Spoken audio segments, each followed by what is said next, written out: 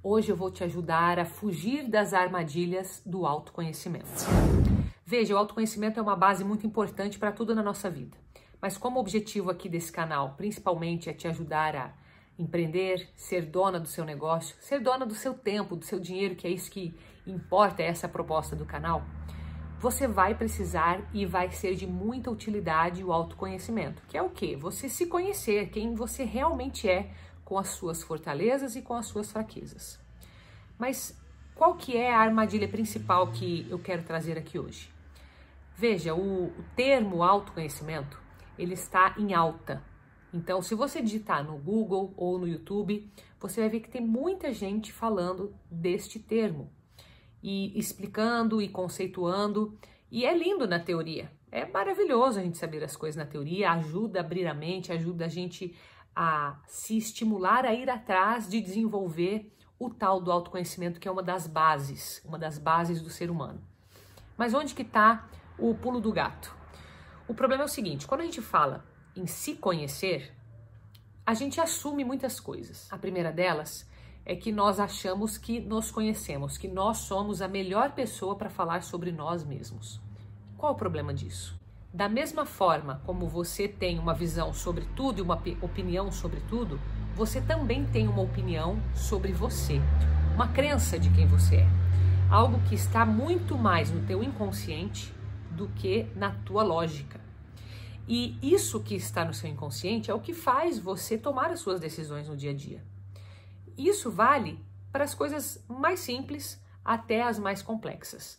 Desde você decidir se quer mesmo empreender, se vai deixar quieta essa história, ou se você já empreende, se você dá um passo além, se você abre mão de alguma parte do seu tempo pessoal para ficar com filhos ou não, se você dedica mais tempo ao trabalho, se você decide fazer um exercício físico, qual tipo de exercício, tudo isso que eu estou falando tem a ver com uma realidade interna sua, que são as suas crenças de mundo e sobre você.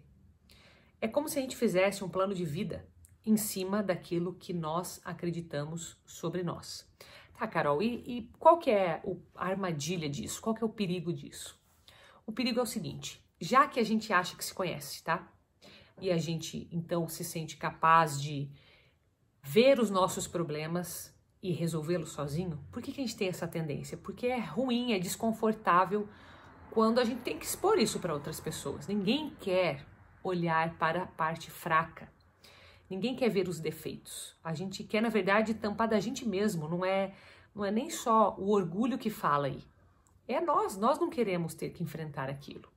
E o que acontece? Eu evito de falar com outras pessoas desses problemas. Talvez pessoas ao nosso redor que são amigos, familiares, poderiam nos ajudar, mas aí tem aquele outro lado que a gente pensa assim, puxa, mas o fulano já me conhece, se eu mudar alguma coisa, ele vai estranhar, vai achar que aconteceu alguma coisa errada, ou então vai me julgar, né? Vai falar assim, quem que é essa pessoa para estar fazendo isso agora? A vida inteira foi assim, agora vai fazer assado? Então esse rótulo que nós carregamos, e até uma vez eu conheci uma pessoa que ela falava que eu sou a pequena da casa, sou a pequena, então eu sempre fui a miudinha, a menor, e até hoje minha família me vê como pequena, já é uma adulta, mãe de família, e é vista como a pequena. Então a gente carrega alguns rótulos dentro da nossa família, dentro das nossas amizades, que acabam dificultando que a gente enxergue quem a gente realmente é, para nós mesmos. Isso é uma das armadilhas do autoconhecimento. Uma outra armadilha é então você pensar que, já que eu não posso expor isso, porque eles já têm esse rótulo, eu vou eu mesma, né, sozinha, assim, aos poucos, tentar mudar isso aqui. E a gente vai tentando, né, através de um livro que lê, através de um filme que assiste, ou de uma conversa que a gente participa, através de uma oração, de uma intenção, enfim, a gente vai tentando se moldar e a gente até se molda, mas se a gente não for na raiz, que é lá no nosso inconsciente, que a gente vê mesmo quem eu penso que eu sou de verdade, a gente dificilmente vai conseguir a mudança verdadeira, tá? Para isso, a gente tem que estar muito ligado com a luz do Espírito Santo. E você sabe que para a gente estar perto de Deus, a gente precisa de mais um ser humano. Sozinho é muito difícil a gente construir essa intimidade. Não estou falando que é impossível não, tá? Deus, ele tem os meios dele para se aproximar de nós e fazer a transformação que precisa. Mas a limitação está na gente. Então, o que Deus fez? Ele deu um artifício. Ele falou assim, ó, faz o seguinte, para você não cair nas tuas próprias armadilhas, se junta com alguém que vai invocar meu nome, e daí, na mesma intenção, eu vou estar presente ali com vocês. Então, quando Deus nos coloca essa intenção de ter duas pessoas ou mais reunidas em nome dele, ele estará presente, o que ele está nos dizendo é que a gente precisa um do outro. E se esse outro tiver já um rótulo sobre mim, então é melhor que eu tenha uma pessoa que seja mais distante. Por isso que a gente vê os profissionais tão procurados hoje em dia. Pessoas que vão ajudar você a olhar para dentro de si e não ficar preso na tua visão e nos teus pensamentos. Porque parece simples, mas é tão intrínseco dentro da gente. É tão carnal já os nossos pensamentos que a gente acaba achando que os pensamentos que temos sobre nós é aquilo que a gente realmente é. E não. Os nossos pensamentos são apenas pensamentos. Nós somos quem somos, independente dos pensamentos. E fazer esse distanciamento, fazer essa distinção é difícil. Não é uma coisa assim simples que a gente faz assim, ó, de repente.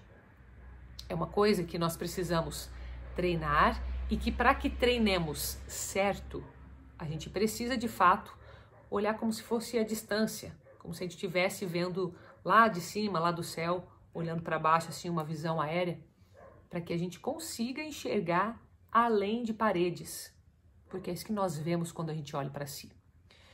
Quando a gente fala autoconhecimento, mais uma vez, é tudo muito teórico. E quando a gente vai para uma prática disso, que a gente tem que questionar as decisões mesmo, as atitudes, o fazer isso e não aquilo, o se comunicar de uma forma diferente, começar a mapear pensamentos, sentimentos e mudá-los por vontade própria mesmo, não só por beleza, mas por vontade própria, por esforço. Quando a gente vai nessa prática, nessa via que ela é muito experimental, aí sim você vai ter uma mudança real de autoconhecimento. O que acontece é que muitas vezes a gente tem medo de enxergar o que tem dentro de nós.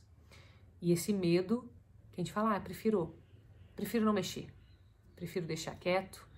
Só que, e tudo que nós temos para fazer até por Deus, aqui não é nem por nós mais, é algo muito maior. Deus não fez a gente para ficar esperando. Ele não fez você para sobreviver, para ter aí uma rendinha aí no teu dia a dia, no teu mês e ficar só ali peleando. Por quê? Porque ele quer que você cresça, que você seja mais. Ele quer que você faça diferença na vida das pessoas. E se você fizer diferença na vida das pessoas, isso vai dar sentido para a tua vida. Você vai querer cada vez mais daquilo. E claro, é uma coisa que se retroalimenta. Você ajuda, você é ajudado. Você ajuda e é ajudado.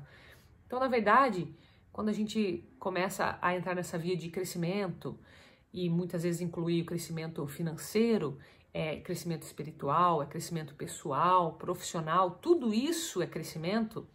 Se tudo for destinado a Deus, ao projeto dele, por que não fazer?